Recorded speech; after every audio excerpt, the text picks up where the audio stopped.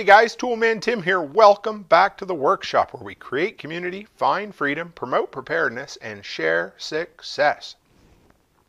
It's Saturday morning, which means it's time for another edition of the Workshop Podcast. This week is the Saturday edition. I always love doing these. They're usually like a 15-20 minute long video about something I'm working on, something in the preparedness field, whatever it happens to be. And you guys know that I love to know things. And you know I'm accessible, and I love people to ask me questions, send me requests like, hey Tim, how do I do this? How do I do that? And this topic, this week of course, came from exactly that. Back a couple of months ago, if you're not familiar with the social media app Flote, that's flote.app, they asked me to do an AMA over there and ask me anything. And they said, Tim, can you answer preparedness-related, prepping-related questions? I said, hell yeah, that's right up my wheelhouse. That's what I love to talk about. Could talk about all day. And so I got a whole bunch of questions, but you know what the first two were? Tim, how's your solar system working? Or what do you know about solar? And I had to answer back. I'm like, guys, I know less than zero about solar. I know it's powered by the sun, and that's about it. I literally knew nothing at that point. That's just one of the systems I've never taken the time to learn. And of course, oh boy, was that ever a good kick to the butt. And I needed to be motivated. I wanted to be motivated. I always had an interest in learning about it. And I thought, well, it's time to learn. So, stay tuned. Today is part 2 of the absolute basics of solar power.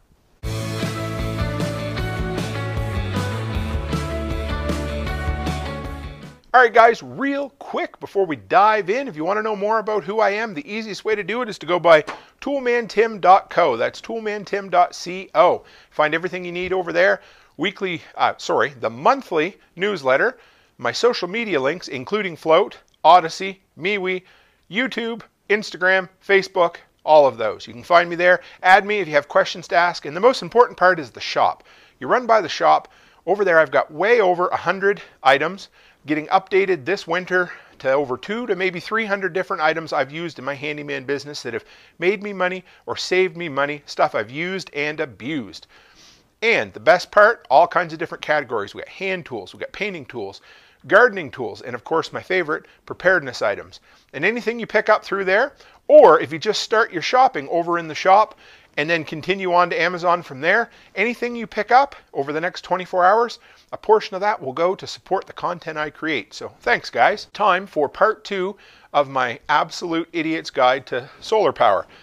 And I thought this would be kind of two different things. I'm going to share with you my journey so far. The first was just the unboxing of my solar panel system. And that was for a complete newbie. I opened the box up and had never learned anything about solar.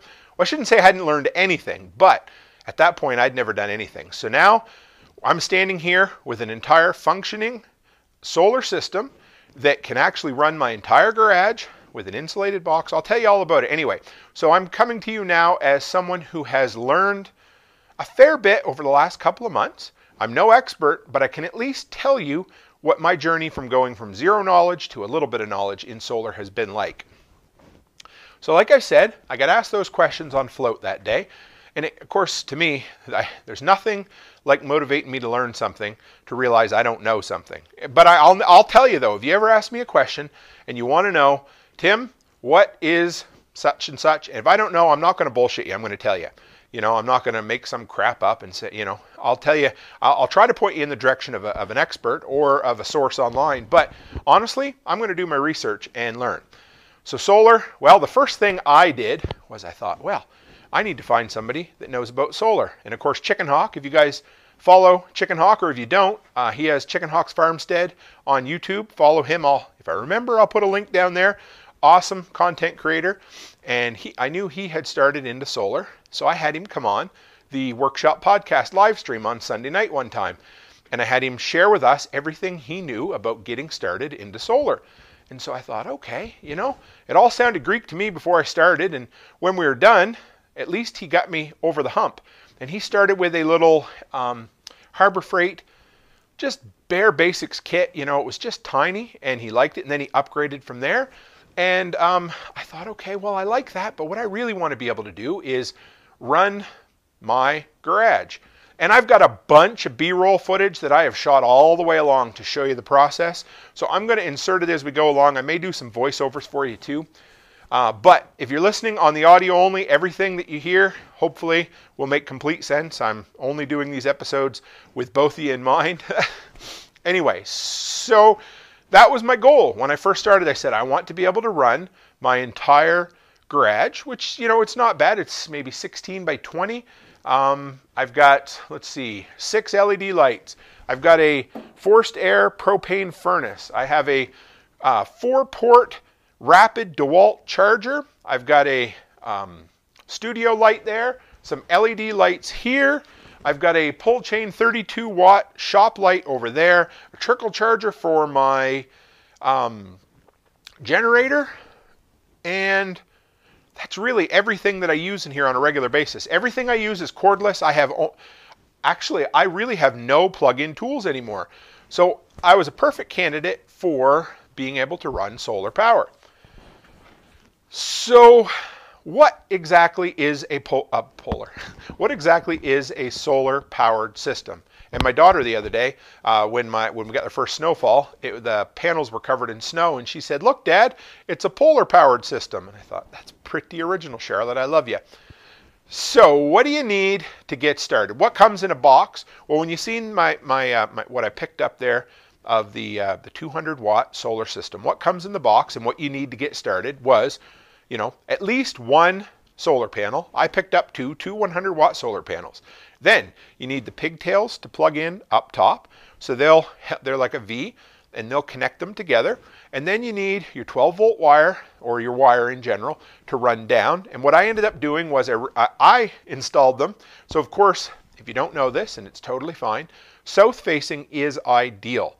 Now I went by the new Catholic school built in town here the other day and seen on the east there was a ton of solar panels. I thought, what the hell are they doing? And then I looked, and they had the east, the south, and the west side all covered in solar panels. So I thought that was kind of cool. Anyway, so you want, in my neck of the woods, and there's so much to tell you here, and I'll try to cover it all, but first off, you want south-facing exposure. And I have perfect south-facing exposure here, except the big issue I ran into is my garage is east-west facing. So if I wanted to put them on the roof, they'd either be offset too much, or I'd have to make some kind of wicket, weird angled brackets to hold them. And I thought, you know what? I got a storage container that is literally touching my garage. It faces south, and it's flat on top. So that's where I was going to put them. Now, a couple other things. Look up a chart online that tells you how many solar hours you get a day. For me, I'm going to see if I can remember this off the top of my head. In the dead of summer here, it's like 5, and in the dead of winter, it's like 2. So it's like 2, 5, 1.5, 3.5 on average year round. And I'm going to do a whole nother episode on the math of solar. So I'm not really going to get into the math. I'm just going to get into the concept of how it works. So I got my panels up there. I had to build. Now, look up a chart as well. And I'm going to try to make this as simple as I can, because this, man, it seemed so damn complicated when I first got started. And I wanted to make something that I could share with you guys as I went along. So we have to mount your panels outside. You need south facing. And then you need to look up a chart and find out, in theory, what the ideal angle is for your solar panels. Now, angle doesn't make that much of a difference. I said I wouldn't talk about numbers a whole lot, but in my area, flat on a roof as opposed to the ideal 45 degree basically meant only a 4% loss in efficiency throughout the year. But I was willing. I had to build brackets anyway, so I did one of what I call my free jobs. I used some of my salvage material I had left over from other jobs, and I built myself some 45 degree solar paneled racks. And then the panels come with clips, and you screw in from behind, and you're all set. It was perfect. It worked so well. So I've got my panels on the roof of the storage container, and there'll be footage for people as well, but I'm going to explain it so that you guys in the audio can understand. Then you got to run your wires down. And then your wires, so a couple things. The wires are bare on one end. On the other end, so when you hook them up to the solar panel, the connectors, they might seem complicated at first, but they can only go one way. So that makes it easy. Then you're going to bring your wires down, and your wires are bare on the other end. And if you want to make it easier, they come with little electrical connectors, and you're going to crimp those on. And from there, it goes into the solar charge controller. Now, this is an area I still don't know a ton about, but there's two types. There's the more expensive, which gives you a better, a higher output and a longer duration of output throughout the day. So it gives you a quicker charge on your batteries. I went with the cheaper one. I can't remember the exact names of them right now, but you'll know the difference. You'll see there's a big price increase between the lower priced ones and the higher priced ones. I ended up going with a 20 amp charge controller. It comes in this buy yourself an all-in-one box, and then you have it. So with the kit, you get your solar panels, you get the pigtail connectors, the wires to run it down, and then the charge controller. And that's where every solar kit stops right there. So any off-the-shelf solar panel kit in a box is going to come with the stuff I've talked about so far. A solar panel or two, the wiring you need to hook it up, and a charge controller. And that is what I got when I ordered my EcoWorthy set from Amazon. But let's talk about all the other stuff that you also need when you're setting up a solar power system. So there's quite a bit more, but so from your solar charger, then from your solar charger, you're going to run wiring to your batteries. So you need wire to run from there. You're going to need a bunch of wire connectors, unless you want to use bare wires, but I like crimp-on connectors. And then you're going to need 1, 2, 3, 4, 10, 12, whatever you want, you're going to need to build your battery bank. You need deep cycle batteries. And again, I'm not going to get into the math of it right at this point, but you need deep cycle batteries. So RV or marine batteries, and then you can daisy chain them together. You can go with parallel or series. I still haven't got 100% on. So if you want to run 12 volt all the way through, then you set them up the way I have them. And I want to say it's in series. Anyway, let's cut that part out. So you run the wiring into your batteries, your 1 battery, your 3 batteries, your 4 battery, anyway. So if all you want to do is run straight 12 volt power from the battery, so what you need, you get your charge controller from the company, that came in the box, then you need to run wire from your charge controller into your battery. Now, you can stop there. Actually, you could stop before that. You could if you just wanted to charge things using a USB or a 12 volt power, you can just go straight off the charge controller. So you technically can charge things or power things with a straight solar system that comes in the box. But of course, we don't want to do that because we want to have power when the sun's not out or on a cold day, or we want to have more power than our solar panels can generate at one point in time. So then you need a way to store it. And like I said, you need deep cycle 12 volt batteries. You can go with a bunch of different ones, but my setup, I ended up getting 4 Group 27 deep cycle batteries.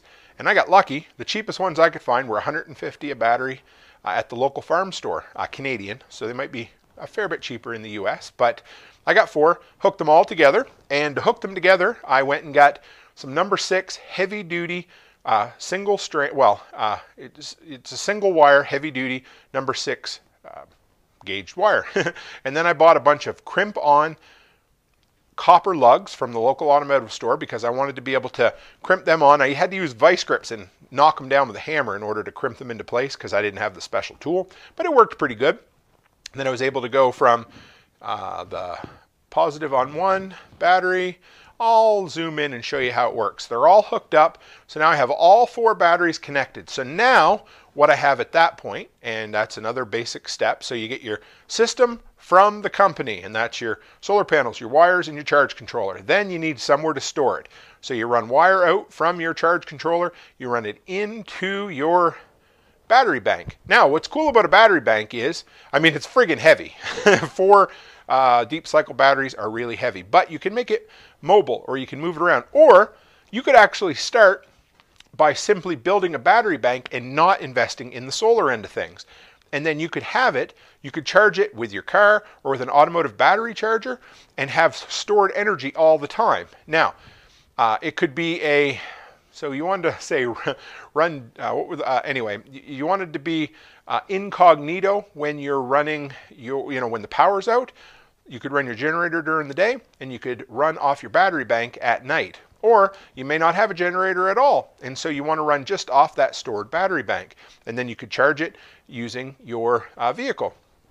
However, at this point, we have a place to store all of our power. Now that's cool if all you want to do is, charge some USB items or run some 12 volt coffee maker that you bought at the Flying J or whatever happens to be the Flying J is the big one. Anyway, if you go into those places, you can find a metric shit ton of 12 volt appliances. And if that's all you want to do, great. However, I wanted to be able to run it anything and everything, your regular 110 volt items that you're going to find in everyday home, everyday garage, that kind of stuff. So from there, you need to have an inverter, not a converter, an inverter. And what the inverter does is it will take the 12 volt power in your stored batteries and it will step it up to 110 volts and allow you to plug a regular 110 cord into your inverter. Now, you can go as small or as big as you want. For me, I knew that my entire garage ran off of one 15 amp circuit, which means 15 amps, usable amps are around 12 or 13. Anyway, I knew that basically any 15 amp circuit in a home is you're not gonna be able to haul out of that any more than 1500 watts. So I knew that I was limited to a 1500 watt inverter. Now they're quite a bit more expensive. You can start with a 400 or an 800 watt inverter and pay way, way less. But I went with a 1500 watt, so I knew that I'd be able to run my entire garage. At that point, I wasn't sure if I'd have enough stored power to do it, but I knew the output could handle it, and all I would need to do is upgrade into some more batteries at that point, which was cool. So I had an inverter, 1500 watt. I ended up getting a digital sine wave inverter, which means it's pure power, just like you'd get basically off the grid. It's perfect for electronics, nice and smooth. Costs a little more money. It's a digital one. But another cool tip that I learned going along, you can save money. Look for an Amazon warehouse deal. I bought that. It's basically an open box deal. It's where somebody buys it and returns it, and they test it at the warehouse, make sure it works, and then they sell it. Save 20% on that. So the inverter was $200 Canadian. I got it for $160. So I saved 20% on that. So that, look for that. But you can go with a smaller inverter if you want. But I just wanted to build for the future with mine and know that I could. And then, of course, I needed a way to tap into the power to be able to run my entire shop. So, which was kind of cool, and I'll show you some footage of that as well. But, of course, mine runs into the garage here. Just off of a regular 15 amp circuit, and the wire comes up out of the floor and then runs up to my light sockets, down to my plugs. So I found where the main wire came in, turned the power off to the garage, and you know what I did there? I cut into that wire and I installed an outlet and a plug. So now the entire shop is run, the same as it was, except it's now a removable outlet. So I have an outlet here and I can pull the plug out, and then I can run a short 14 or 12 gauge extension cord from my inverter to that plug, and then I am running my entire garage off of solar power. So I've done some tests. It worked. I was able to run everything all at once. I ran everything. This thing has a 2-stage blower, and when it kicks in, it uses a fair bit of power. That I'm talking about my propane forced air sealing furnace here. Worked great. I had my all 4 batteries charging on my DeWalt Rapid Charger. I turned on my studio lights, my LED lights, my shop light, my trickle charger. I had everything running, and I was able to power the entire system. Now, I have not gone into how long I could power it. I do know that since the days have been cold and overcast, I'm not getting near the amount of charge coming out of it as I would like. But the entire system, this was absolute Greek to me before I started. And I wanted to talk to you and just share the absolute basics, because I would listen to so many different people and they were all so smart about solar, but you'd listen and everything was, well, do this, but don't do that, and don't do this and do that, and you need to calculate this and calculate that. And I just wanted to know the bare friggin' bones basics to get started. And so that's what I did. I just learned how to build a system. That's all I wanted to know to start with. And it helped. So I hope that helps for you guys. But it's not difficult. Like I said, panels to wire, wire to solar charge controller to wire, wire to batteries, and then batteries out to the inverter. And that is it. It's so simple. And then worry about all the math and the calculations from there. But everything is completely upgradable at that point. That's what I liked about this. I bought the bare bones system. Now, if I want to upgrade a solar charge controller, I can go get the better quality one with a higher amp rating. and then I can get more power out of my existing solar panels. Now, if I want to add 2 more solar panels, I buy 2 more solar panels and 2 more pigtails, and I hook them in and I run them on the existing wires that are coming down. If I decide I don't have enough capacity, well, I go out and I buy 2 more batteries. Cool. Now, if I decide 1500 watt inverter isn't enough for me, well, I can go and get a higher wattage inverter. Although for me, I don't think I'm going to need it. I made my system, I mean, it's hard to call, 300 pounds worth of batteries mobile, but it's all in a self-contained box. Now, something else that I have a big concern of here, because of course I'm Canadian, and as you can probably see my breath. We've already had snowstorms. It's been well below freezing pretty much every day since 2nd or 3rd of November. So I needed to build, I knew that batteries don't like the cold. Now, when they're charging and, full, they will hold a charge pretty good, but I didn't want to have to take that chance completely. So I built basically an insulated cooler box, and you'll see the footage of that as well. But it's basically 3/4 inch plywood with 1.5 inch high density blue foam on the inside.